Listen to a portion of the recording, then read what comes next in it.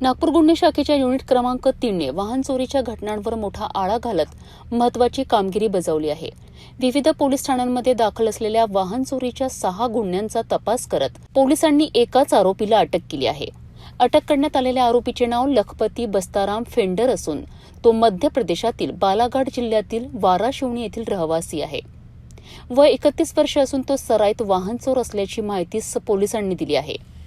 या आरोपीकडनं नागपूर व गोंदिया परिसरातून चोरीस गेलेल्या एकूण 7 दुचाकी वाहने जप्त करण्यात आली आहे।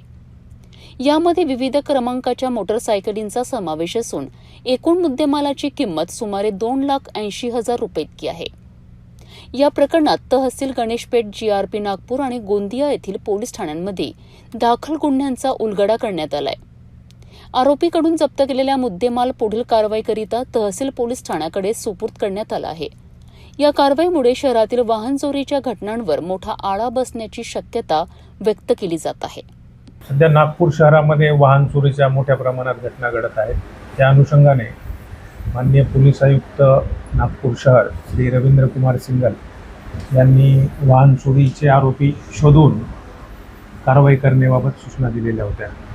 त्यानुसार गुन्हे शाखा युनिट 3 येथील पोलीस उपनिरीक्षक देशमुख आणि त्यांचे पथक यांनी एक आरोपीला ताब्यात घेतलं। त्याचं नाव आहे लखपती फेंडर। हा जो हा वाराशिवनी बालाघाटचा राहणार आहे मध्य प्रदेशचा। हा नागपूर आणि गोंदिया या ठिकाणी येऊन वाहन चोरी करतो अशी आम्हाला माहिती मिळाली होती। त्याला ताब्यात घेतल्यानंतर त्याने नागपूर शहर, त्याचप्रमाणे Nagpur railway station, Gondia railway station या ठिकाणी एकूण 8 ठिकाणी मोटरसायकल चोरल्याचं निष्पन्न झालं।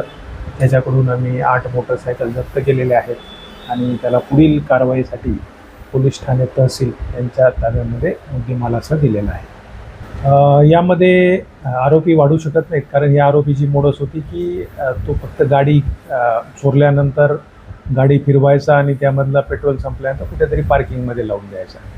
त्यामुळे आरोपी वाढण्याची शक्यता नाही। यामध्ये एकूण 8 गाड्या जप्त केलेल्या आहेत, ज्याची किंमत 2,80,000 रुपये आहे।